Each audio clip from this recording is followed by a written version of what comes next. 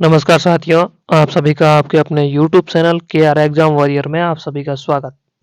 साथियों, आज के जो अपन टॉपिक पे बात करने जा रहे हैं, वो आपके सेकंड ग्रेड भर्ती परीक्षा जो आपके दिसंबर में होने जा रही है, उसके लिए ये टॉपिक काफ़ी महत्वपूर्ण रहने वाला है, क्योंकि यहाँ से सीधा के सीधे अपन बात करें कि प्रत्येक टॉपिक से एक क्वेश्चन आता है। 2 टॉपिक के ऊपर अपन आज बात करेंगे और अति महत्वपूर्ण टॉपिक है। आपको इस वीडियो को अंत तक ज़रूर देखना है, क्योंकि यह वीडियो देखने के बाद अगर इन 2 टॉपिक में से क्वेश्चन पूछा गया तो आपका ये क्वेश्चन बाहर नहीं जाएगा। इस बात की मैं गारंटी देता हूँ आपको।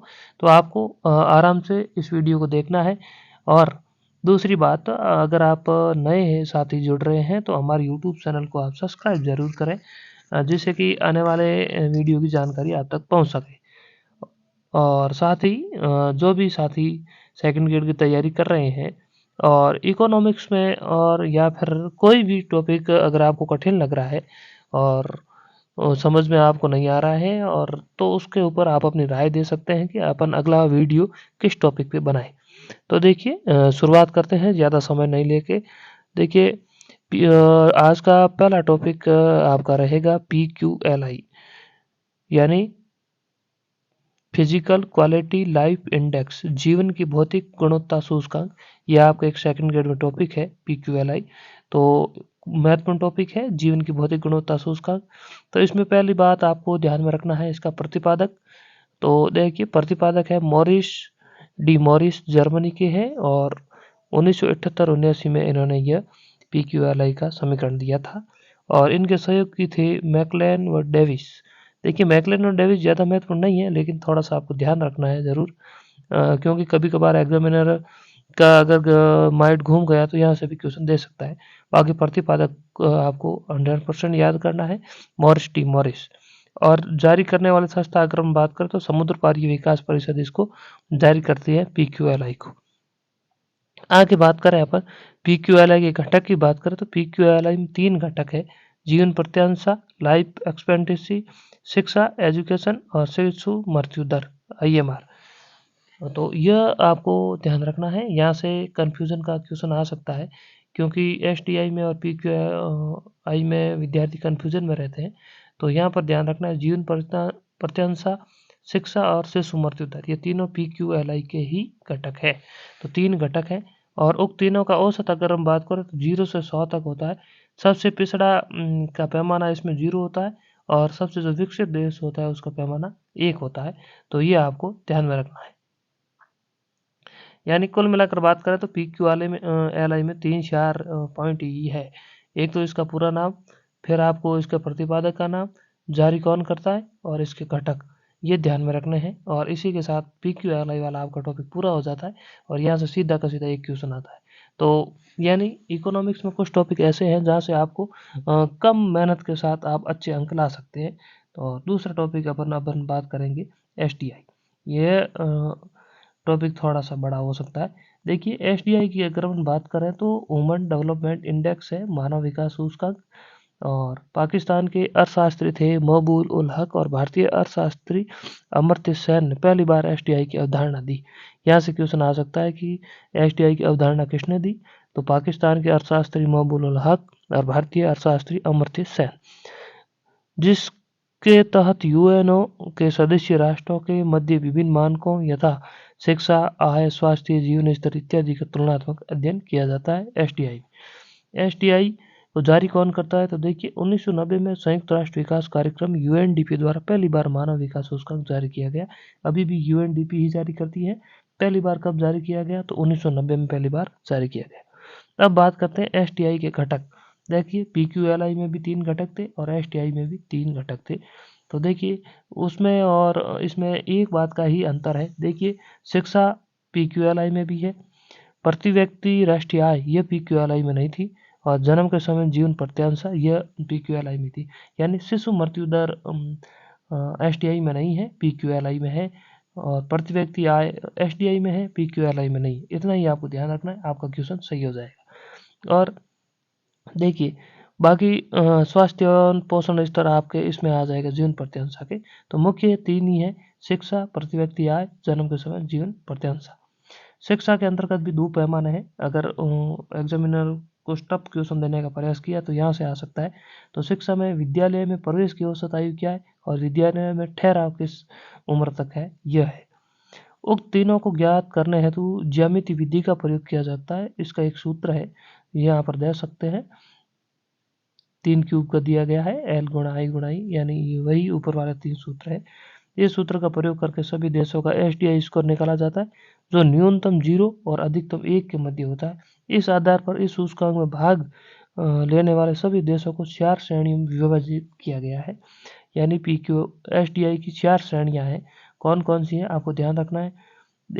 सबसे जो ऊपरी श्रेणी है वो है वेरी हाई, यानी अति उच्च एसडीआई। इसका अंक होता है 0.800 से अधिक। और फिर होता है उच्च यानी हाई, उसका होता है 0.701 से 0.799 तक। और मध्यम होता है 0.550 से 0.700। और सबसे निम्न का स्कोर होता है 0.549 से कम। यानी आप अगर सीक्वेंस में याद रखो तो आप लो से हाई की ओर जा सकते हैं। यानी ऐसे क्या 0.549 से कम अगर होगा तो निम्न होगा, फिर 0.550 से 0.700 तक होगा मध्यम, 701 से 799 तक उच्च, और फिर 0.800 से ऊपर वाला आपके हो जाएगा हाई। तो ये 4 जो आंकड़े हैं, यानी अपन बात करें कि 4 श्रेणियां आपको विशेष रूप से ध्यान रखनी है। तो अब तक अपने एसटीआई में अपन बात करें तो आपको ध्यान में क्या क्या रखना था। एक तो एसटीआई किसने प्रतिपादित किया, दूसरा सर्वप्रथम कब प्रतिपादित किया, अब कौन इसको जारी करता है, इसके कितने घटक हैं और कितनी श्रेणियां हैं, ये ध्यान रखना है। अब बात करते हैं एसटीआई रिपोर्ट 2024 की आई है उसकी, यहाँ से भी क्वेश्चन आता है। तो देखिए, जारी करने वाली संस्था यूएनडीपी, संयुक्त राष्ट्र विकास कार्यक्रम। इसमें टॉप देश कौन से हैं, इसको आपको विशेष रूप से ध्यान रखना है। देखिए, टॉप में है स्विट्जरलैंड, आंकड़ा याद करने की कोई जरूरी नहीं है। Switzerland 1 number, Denmark 2 number, Norway 3 number, Iceland 4 number. यानी ये आपको जरूर ध्यान रखना है। स्विट्जरलैंड 1 नंबर पे है और डेनमार्क 2 नंबर पे है, नॉर्वे 3 नंबर पे है, आइसलैंड 4 नंबर पे। न्यूनतम की बात करें तो न्यूनतम यानी अंतिम स्थान पर है सोमालिया, फिर आपके दक्षिण सूडान, सोमालिया और दक्षिण सूडान। कुल देश कितने हैं, 113 देशों ने इसमें भाग लिया। भारत का स्थान कौन सा है, 134वें स्थान पर है भारत। इस बात का आपको ध्यान रखना है, भारत वाला काफी महत्वपूर्ण है और टॉप वाले महत्वपूर्ण है। आगे देखिए, थीम की बात करें तो इसकी थीम थी breaking the gridlock, reimagining cooperation in a polarised world. Bharat की औसत जीवन प्रत्यांशा की बात करें तो नवीनतम रिपोर्ट के अनुसार 67.7 है। श्रीलंका भारत से आगे है, 78वें स्थान पर है। चीन 75वें स्थान पर है। भारत का स्थान भूटान 125वें और बांग्लादेश 129वें से भी नीचा है। यानी भारत सिर्फ अपने पड़ोसी देशों की बात करें तो नेपाल 146 और पाकिस्तान 164 से आगे है, बाकी सभी से भारत पीछे है। तो यहाँ से कुछ अगर वो टफ क्वेश्चन बना तो यहाँ से बन सकता है, इसका थोड़ा ध्यान रख लेना। आगे बात करते हैं, कुछ और सूचकांक हैं, यहाँ से कभी कभार क्वेश्चन पूछ लिया जाता है। एक है ISDI असमानता समायोजित मानव विकास सूचकांक। तो देखिए, इसमें ज़्यादा महत्वपूर्ण क्या है अपन बात करें तो इसमें आपको ध्यान में रखना है जो इसमें देश है इसको ध्यान रखना है। बाकी आप इसमें देख सकते हैं कि टॉप देश की बात करें असमानता समायोजित मानव विकास सूचकांक में Iceland 1 number, Norway 2 number, Denmark 3, अंतिम में सूडान है, भारत 118वें स्थान पर है। इतना याद रखना है, बाकी ज़्यादा इसमें नहीं रखना। अगला है लैंगिक विकास सूचकांक, यह भी थोड़ा सा महत्वपूर्ण है। किसी देश के भीतर महिला एसडीआई और पुरुष एसडीआई के मध्य जो अंतर होता है ना, वो लैंगिक विकास सूचकांक होता है। तो इसमें देखिए 3 आधार है, सकल घरेलू उत्पाद, जन्म के समय जीवन प्रत्यांशा और शिक्षा गुणांक। इस बात का आपको ध्यान में रखना है कौन कौन से माध्यम है लैंगिक विकास सूचकांक।